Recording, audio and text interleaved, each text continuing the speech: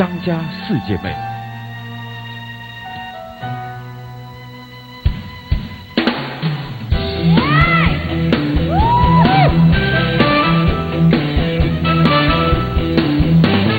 お久しぶりね、あなたに離れて、あれから何年だったのかしら。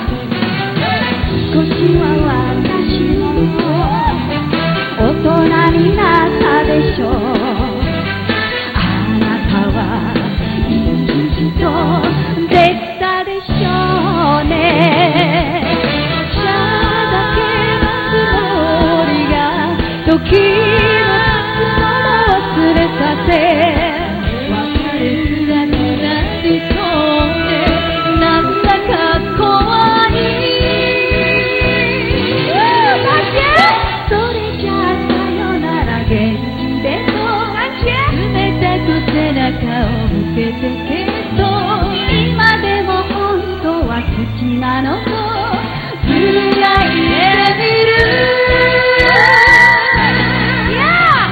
もう一度もう一度生まれ変わって、もう一度もう一度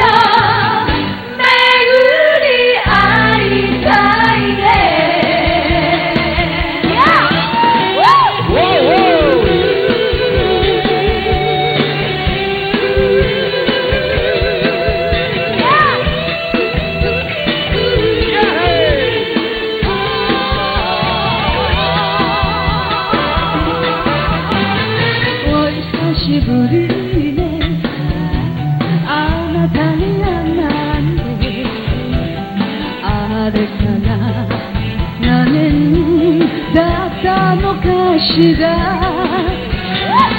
年は私も大人になったでしょう。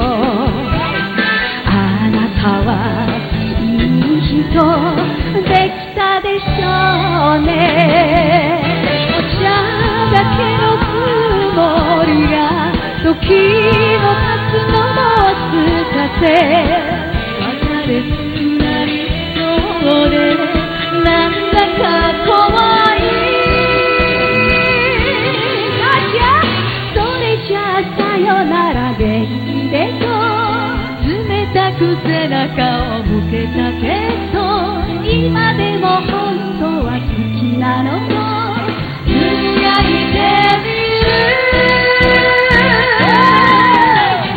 もう一度もう一度生まれ変わって、もう一度もう一度巡り会いたいね。